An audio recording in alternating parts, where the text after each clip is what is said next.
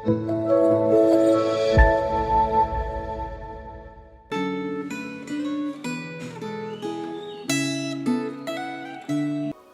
Bapak Ibu Saudara yang dikasihi dan mengasihi Tuhan. Bagaimana keadaan semua? Apapun keadaannya, mari kita tetap belajar untuk bersukacita di dalam Tuhan, karena Tuhan sangat mengasihi kita. Dia tahu apa yang menjadi keadaan kita dan Dia sangat mempedulikan kita. Kembali dalam refleksi Gemah hari ini, kita akan membaca dan merenungkan firman Tuhan yang terambil di dalam Yesaya pasal 52 ayat 1 sampai 12 dengan mengangkat tema berharap pada Tuhan. Sebelum kita membaca dan merenungkan firman Tuhan, saya mengajak kita semua berdoa terlebih dahulu, minta pimpinan Allah Roh Kudus. Kami mau memuji dan meninggikan Engkau ya Bapa, Allah yang sangat mengasihi kami. Hanya Engkaulah satu-satunya yang kami inginkan di dalam hidup ini. Karena Engkau tidak pernah meninggalkan kami, karena Engkau tidak pernah mengecewakan kami. Bahkan saat ini pun ya Tuhan, Engkau mau memberi kekuatan baru kepada kami melalui kebenaran firman-Mu. Kami siap untuk mendengar dan mentaatinya. Terima kasih Tuhan, hanya di dalam nama Tuhan Yesus kami mengucap syukur dan berdoa. Amin. Bapak Ibu Saudara, firman Tuhan yang akan saya baca pada kesempatan ini, yaitu di ayat 1-3, kemudian dilanjutkan di ayat 6-7, demikian bunyi firman Tuhan. Terjagalah, terjagalah. Kenakanlah kekuatanmu seperti pakaian, hai Sion. Kenakanlah pakaian kehormatanmu, hai Yerusalem, kota yang kudus. Sebab tidak seorang pun yang tak bersunat atau yang najis akan masuk lagi ke dalammu. Kebaskanlah debu daripadamu, bangunlah, hai Yerusalem yang tertawan. Tanggalkanlah ikatan-ikatan dari lehermu, hai Putri Sion yang tertawan. Sebab beginilah firman Tuhan.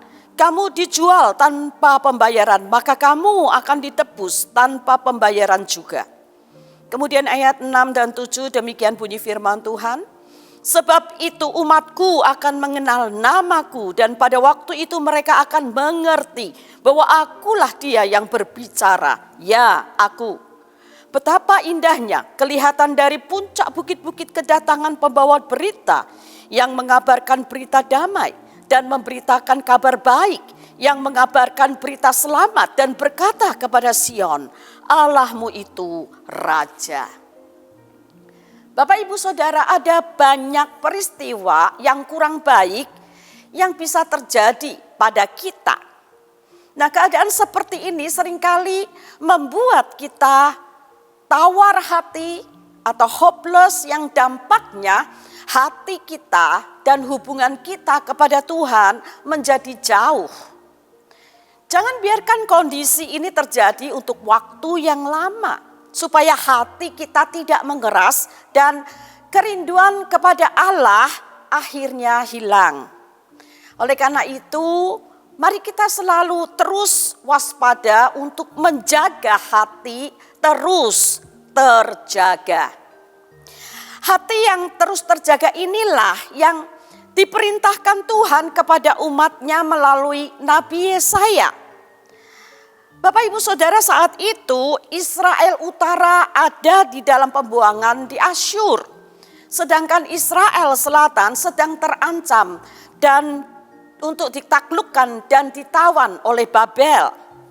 Nah, di dalam pembuangan tersebut, bangsa Israel mengalami penindasan yang kejam dari Asyur dan nama Tuhan dihujat.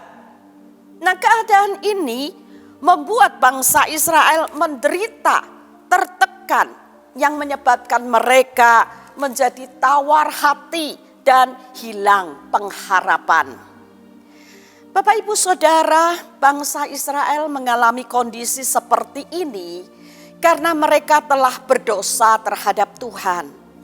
Mereka telah melupakan Allah yang telah menebus atau mengeluarkan mereka dari perbudakan Mesir dan memimpin mereka masuk ke tanah perjanjian. Mereka meninggalkan ibadah mereka kepada Tuhan dan beribadah kepada dewa-dewa bangsa tak bersunat. Maka di sini keadilan Allah dinyatakan dalam hal memberi hukuman kepada mereka yang berdosa. Tetapi Allah yang adil juga adalah Allah yang penuh kasih. Kasih-Nya nyata, yaitu dalam hal Dia memberi pengampunan kepada umat-Nya dan menyelamatkan mereka. Oleh sebab itu Allah tidak mau umat-Nya terus ada di dalam kondisi tawar hati dan tidak punya pengharapan. Melalui Nabi Yesaya Allah memerintahkan umat-Nya untuk terjaga. Kalau kita melihat di ayat 1 di situ dikatakan terjagalah, terjagalah. Maksudnya adalah umat-Nya tidak boleh terlena, tidak boleh tertidur dengan keadaan yang ada, tetapi tetap dan terus fokus kepada Tuhan. Sekarang saatnya untuk mengenakan kekuatan dari Tuhan dan mengenakan pakaian kehormatan. Sekarang saatnya untuk mengebaskan debu dan bangkit dari keterpurukan. Karena yang pertama, Allah akan melakukan penyelamatan atas umat-Nya. Mereka yang dijual tanpa bayaran, maka mereka juga akan ditebus tanpa bayaran. Yang kedua, Allah juga akan melakukan pemulihan atas umat-Nya, yaitu menjadikan Yerusalem kudus. Oleh karena itu, orang yang tidak bersunat atau najis tidak akan masuk lagi ke dalamnya. Bahkan hamba-hamba Tuhan yang melayani, yang mengangkat perlengkapan rumah Tuhan akan menyucikan diri dan tidak berbuat najis. Dan yang ketiga, Allah akan melakukan kepemimpinannya atas umat-Nya, di mana Allah akan tampil memerintah sebagai raja, raja yang berkuasa atas segala raja. Raja Asyur, Raja Babel atau raja lainnya. Dan Allah sendiri yang akan memimpin dengan berjalan di depan umat-Nya dan yang akan menjadi penutup barisan umat-Nya. Oleh karena itu Allah memerintahkan umat-Nya untuk bersorak-sorai dan bergembira atas apa yang Dia perbuat. Dan melalui perbuatan-perbuatannya itu juga Allah menghendaki umat-Nya dapat mengenal Dia. Juga dapat mengabarkan berita baik, berita damai, berita selamat atas apa yang Allah kerjakan atas mereka. Bapak Ibu Saudara, apa yang Allah lakukan terhadap bangsa Israel ini juga Allah lakukan terhadap kita.